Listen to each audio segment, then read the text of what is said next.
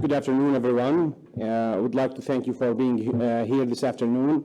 I would like to thank the organizers for this great opportunity. In the coming 10 minutes, my task is to share with you some updates about cardiac imaging that took place in 2021. These are my disclosures, and they have nothing to do with this current presentation. If you were to go online and search for the different terms for cardiac imaging on PubMed, you'll probably get more than 10,000 citations. And after you exclude the reviews and the technological papers, you probably end up with several thousands. And if you start looking through them, they talk about their 4 domains, either describing new technologies or new applications of existing technologies. The vast majority of the imaging papers will talk about the association of certain imaging findings with prognosis and role in risk stratification. Then there are the most important, in my mind, the most important ones is how do we link imaging findings to changes in management and guiding interventions, and I'm using interventions in the broad sense of the word, whether medications or percutaneous or surgical interventions, especially when they are pricey.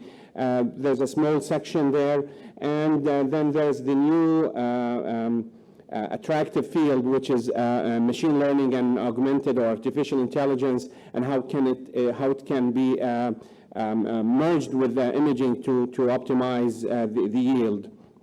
So in the remaining time, what I thought are very impactful papers in 2021, and I'll try to go down the framework that I discussed.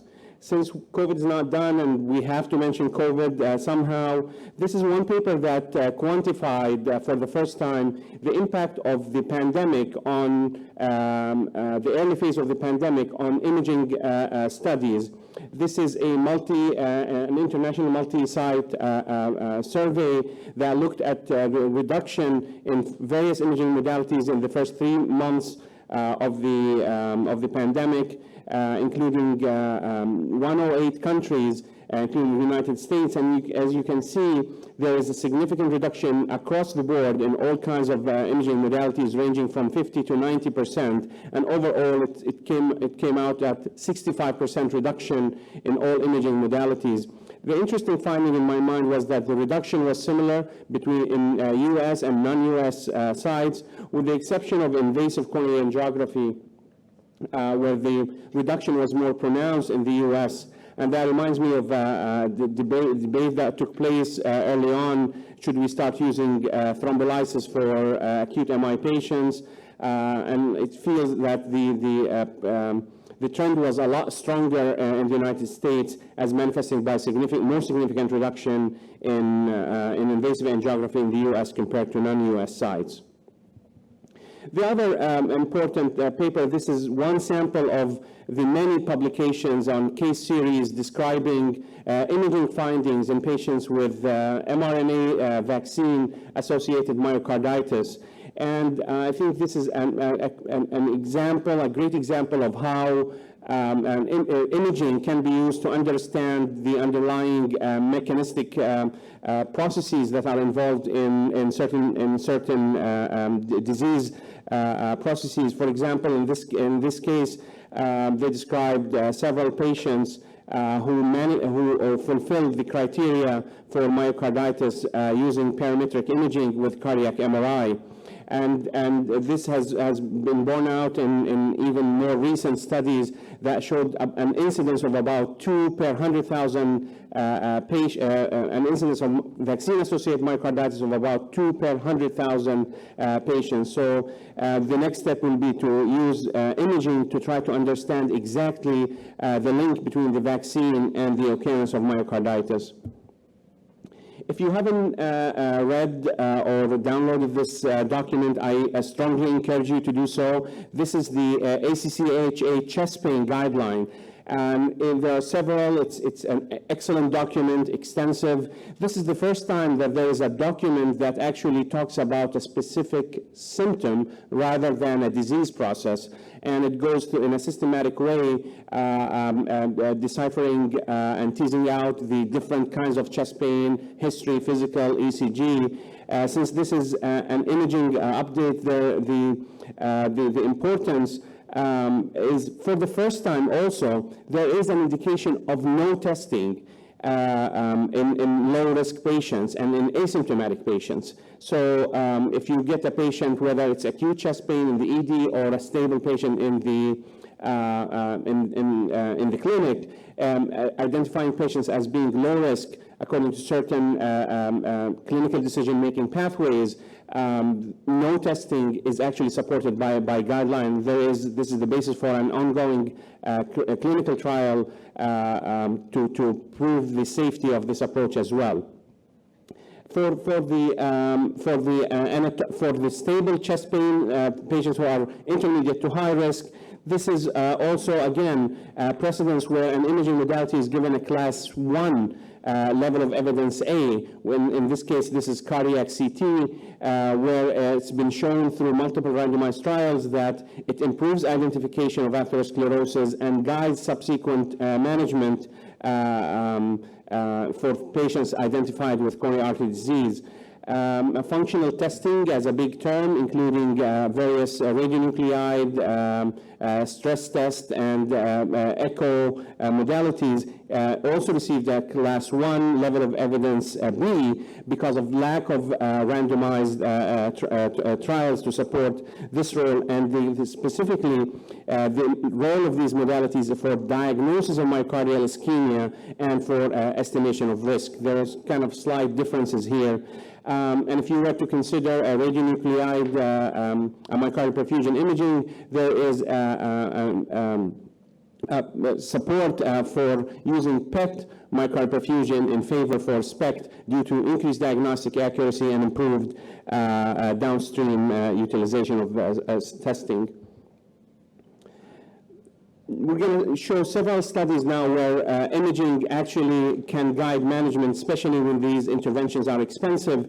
This is a relatively small study out of the Netherlands that shows how echo parameters can be used to guide the selection of patients to benefit from interventions, including MitraClip. And you're aware of the debate about why COAPT showed some differences, whereas the French study didn't. In this study, they propose an echo parameter that puts together the severity of mitral regurgitation with the degree of left ventricular dysfunction. So they come up with this parameter of the regurgitant volume divided by the end diastolic volume. The panel above is a patient with regurgitant volume to EDV of greater than 20%. In other words, this is a patient who has predominantly more mitral regurgitation and less remodeled LV. Down in the lower panel, you see the left ventricle is more dilated, and the ratio is, because the denominator is higher, the ratio is lower. These are patients who have more advanced left ventricular dysfunction and more LV remodeling to the same degree of mitral regurgitation. And on the panel A in the middle, you see as the ratio goes up, meaning that patients' left ventricles are less remodeled, there is more mitral regurgitation, they tend to benefit more from mitral valve-directed interventions as opposed to medical therapy. And as you go below 20%, the hazard ratio goes on the other side, where the risk is higher with medical therapy alone. Again, this is a small study. This is not randomized. This is retrospective and observational, but it brings up the point that not all patients with functional mitral regurgitation are equal, and that we can use imaging and severity of left ventricular remodeling to direct and pick up those who are more likely to benefit. Another example of how imaging guides therapy, we've always been prescribing statins to patients who have evidence of subclinical atherosclerosis manifesting as coronary calcification.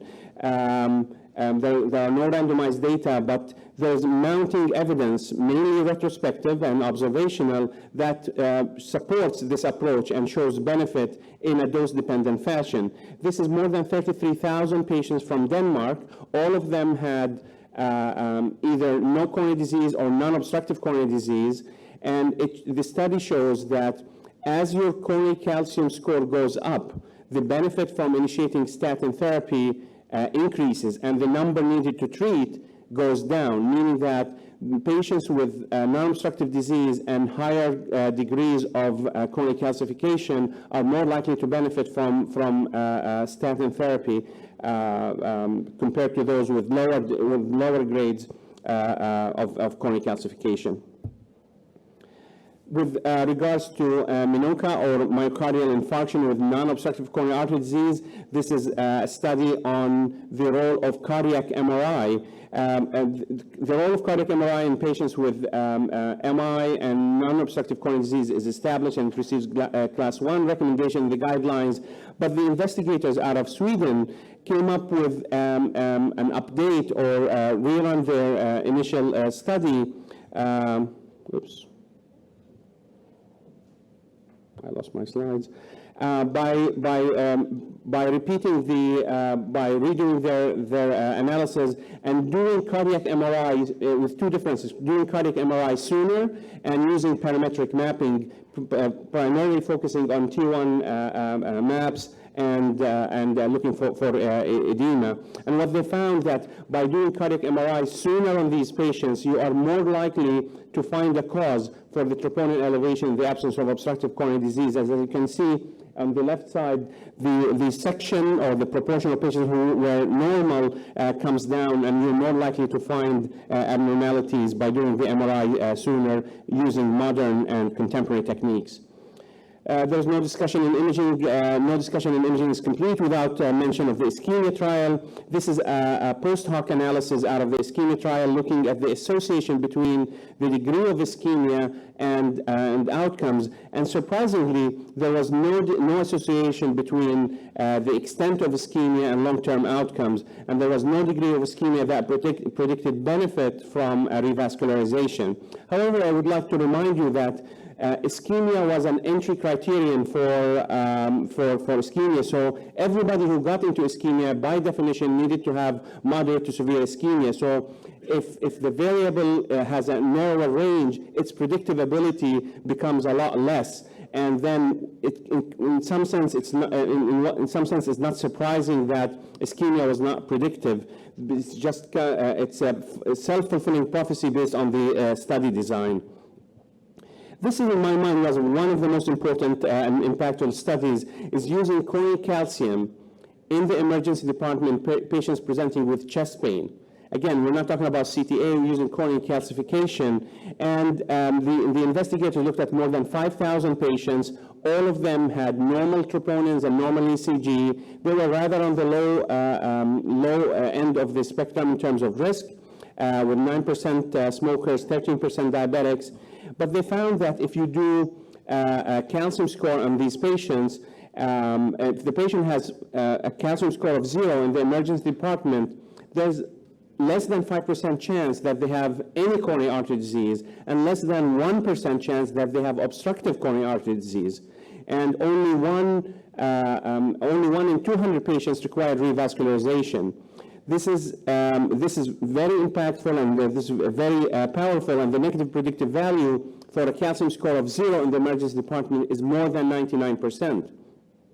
I don't anticipate this is going to get a class 1 in the guidelines. This is retrospective, and corroborating this with future studies and prospective studies is going to be necessary. Just a touch on machine learning. This is a study looking at the predictors of positive FFR from CT angiography. What are the CT findings that can predict a positive FFR? And they used machine learning, and they identified 3 features, plaque features: minimal luminal area, percent atheroma volume, and the fibrofatty and necrotic core component and plaque volume as powerful predictors of positive FFR downstream. And they found that these variables are predictive of outcomes as well. In my mind, this is very important because finally in cardiology we are moving from the macro level to the micro level, kind of similar to what happens with cancer, where you just don't look at the tumor and you start treatment. You always look for biopsies and you test for receptors, etc. We're starting to do the same by not just seeing atherosclerosis, we're trying to further phenotype atherosclerosis by role of CT, and that help, hopefully will guide therapy. I'm done, just closing slide, please. Thank you so much. Just one closing. Yeah. So as I close, I think cardiac imaging will continue to play an important role, not just as a screening tool, but also as a tool to predict risk and guide therapy. Imaging modalities with stronger body of evidence are more likely to get a better nudge in guidelines. And last year, if you ask me, was a great year for CT and calcium, not so much for other modalities. Incorporation of AI is definitely going to augment the benefits that we can get out of imaging, and I expect there will be a lot of exciting things. And with that, I close, and sorry for going over.